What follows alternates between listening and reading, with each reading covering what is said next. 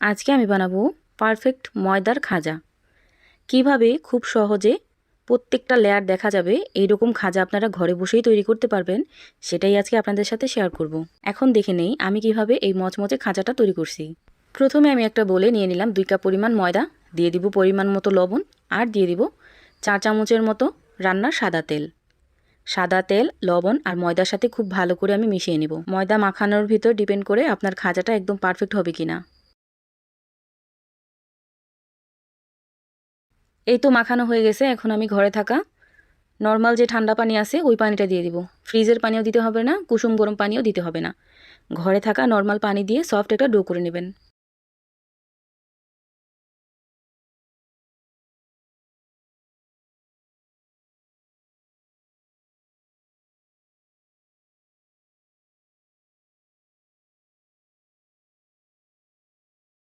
এই আটার ডোটা একেবারে শক্তও হবে না, একেবারে নরমও হবে না। আমি কিভাবে আটাটা গুলছি দেখেই নিশ্চয়ই বুঝতে পারতেছেন। এই তো মাখানো হয়ে গেছে। এখন আমি ঢেকে রেখে দেবো কিছুক্ষণের জন্য। এদিকে আমি একটা বাটিতে 3 থেকে 4 চামচ পরিমাণ সাদা তেল দিয়ে দিলাম। দিয়ে দিব 1 চামচের মতো ময়দা, 2 চামচ দিয়ে দিব কর্নফ্লাওয়ার। এখন এই সম্পূর্ণ মিশ্রণটাকে খুব ভালো করে মিশিয়ে নেব। এই তো এইভাবে আমি এই ব্যাটারটাকে গুলিয়ে একটা সাইডে রেখে দেব। আর কীরকম ঘনত্ব করছি দেখেই নিশ্চয়ই বুঝতে পারতেছেন। এর থেকে পাতলা করতে যাবেন না। আগে থেকে যে ময়দার ডোটা করে রাখছিলাম, এখন ওইখান থেকে নিয়ে ছোট ছোট রুটি করে নেব আমি।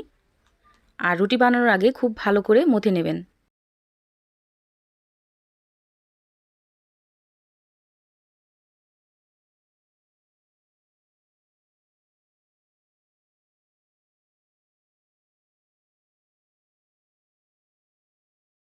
রুটির ছোট্ট একটা লেচি নিয়ে খুব পাতলা করে একটা রুটি বেলে নেবেন। আর রুটিটা যত পাতলা হবে আপনার খাঁচাটার লেয়ারটাও কিন্তু খুব ভালোভাবে দেখা যাবে, আর খুব পাতলা পাতলা লেয়ার হবে। এইভাবে আমি 4টা রুটি করে নিছি। এখন আমি খাজাগুলো তৈরি করব। প্রথমে একটা রুটি নিয়ে নিলাম। এখন ওই রুটিটাতে দিয়ে দিব আগে থেকে যেই মিলিয়ে রাখা মিশ্রণটা, ওইটা দিয়ে দিব। তেল, কর্নফ্লাওয়ার আর ময়দা, ওই মিশ্রণটা রুটির ভিতর খুব ভালোভাবে আমি মেলে দিছি।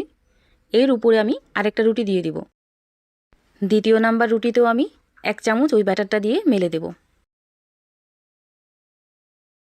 এখন আমি 3 নাম্বার রুটিটাও একইভাবে দিয়ে দিলাম।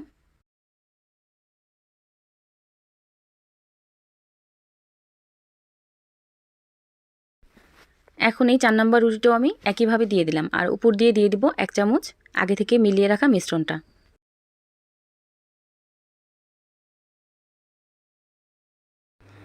অবশ্যই এইভাবে লেয়ারগুলো করে নেবেন, তাহলে কিন্তু সবকটা লেয়ার একসাথে খুব ভালোভাবে দেখা যাবে।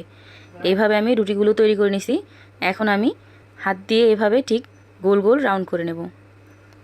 দেখেই নিশ্চয়ই বুঝতে পারতেছেন আমি কিভাবে গোল করে নিতেছি। ঠিক একইভাবে আপনারাও গোল করে নেবেন। সব শেষে আমি ঠান্ডা পানি লাগিয়ে নিব। পানি লাগিয়ে নিলে কিন্তু খাজাগুলো ভাজার সময় একদমই খুলে যাবে না।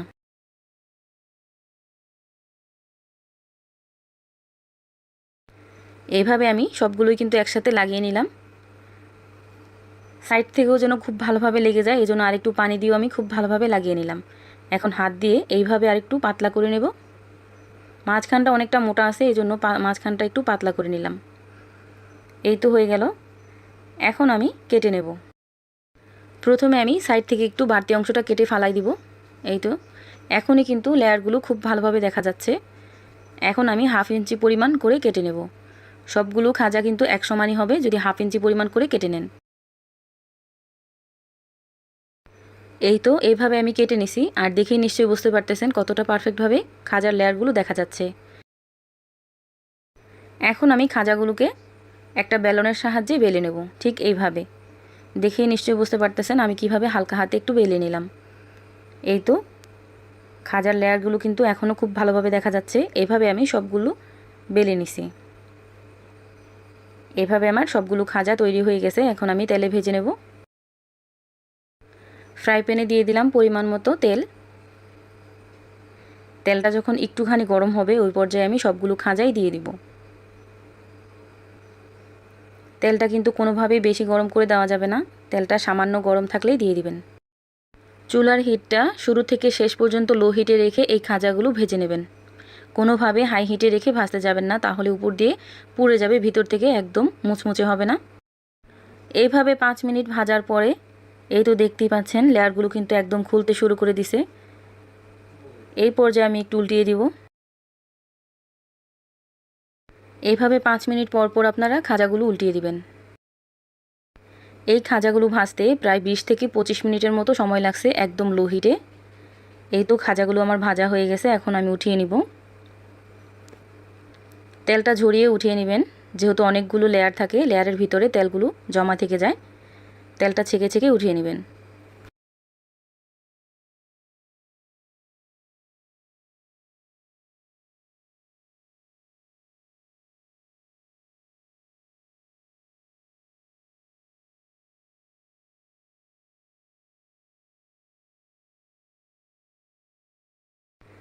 এভাবে সবগুলো খাজাই আমি ভেজে নিছি। এখন আমি গুড়ের শিরাটা তৈরি করে নেব। এখানে আমি প্রায় হাফ কেজি পরিমাণ গুড় দিয়ে দিলাম। এই গুড়ের সাথে দিয়ে দিয়েছিলাম 2 থেকে 3 চামচের মতো পানি। পানি দিয়ে গুড়টাকে আমি খুব ভালোভাবে গলিয়ে নিছি। আর যখন একতার হয়ে যাবে তখন আমি চুলাটাকে অফ করে দেব। আর এই তো দেখতে পাচ্ছেন গুড়টা কিন্তু খুব ভালোভাবে জাল হয়ে গেছে। আপনারা চাইলে গুড়ের শিরার পরিবর্তে চিনির শিরাও করে নিতে পারেন।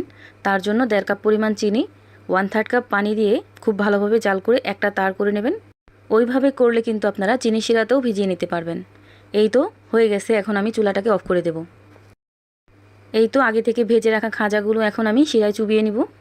এই প্রসেসে খাজাগুলো বানালে আপনার খাজাগুলো ঠিক এই রকমই হবে। এখন আমি এই শিরাতে দিয়ে দিব। শিরাটা কিন্তু এখন বেশি গরম নাই, বলকটা যখন কমে আসছে তখনই আমি শিরাতে দিয়ে দিলাম। শিরাতে দিয়ে 2 থেকে 3 মিনিট রেখে আমি উঠিয়ে নিব।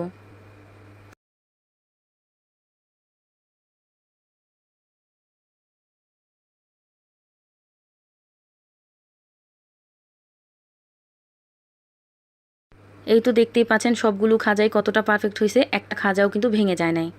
আর প্রত্যেকটা লেয়ার কিন্তু হুবহু দেখা যাচ্ছে। এই প্রসেসে আপনারা খাজাগুলো বানালে আপনাদের খাজাটাও একদম পারফেক্ট হবে ইনশাআল্লাহ। সবাই ভালো থাকবেন, সুস্থ থাকবেন। আল্লাহ হাফেজ।